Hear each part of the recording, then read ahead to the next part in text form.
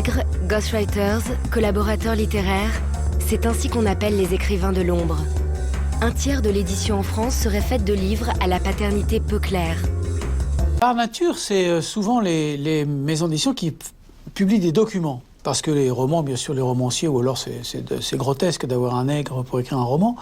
Mais pour les documents, c'est très logique, puisque ce sont des choses, on raconte des histoires qui arrivent à des gens qui ne sont pas forcément, qui ne sont pratiquement jamais des écrivains. Donc il faut que quelqu'un écrive pour eux. Il faut 10 ans pour faire une maison d'édition de romans, alors qu'on peut démarrer tout de suite avec des documents. Donc je me suis passionné pour les documents, c'est-à-dire des histoires de gens ordinaires, souvent à qui il arrive des choses extraordinaires, et surtout qui ne savent pas écrire. Je veux dire, la plupart ce serait un miracle qu'il y ait des écrivains parmi eux. Dans ce cas-là, ils auraient besoin de personne. Mais souvent, ce sont des gens qui ne savent pas écrire, donc il faut leur trouver quelqu'un pour écrire. C'est ce qu'on appelle un collaborateur, pour moi, si vous voulez bien. Bien que le mot collaborateur n'est pas le mot le plus joli, mais enfin, c'est celui que j'ai trouvé le plus simple. Si on prend tous les documents, ça représente peut-être, je sais pas, 40% ou 50% des livres.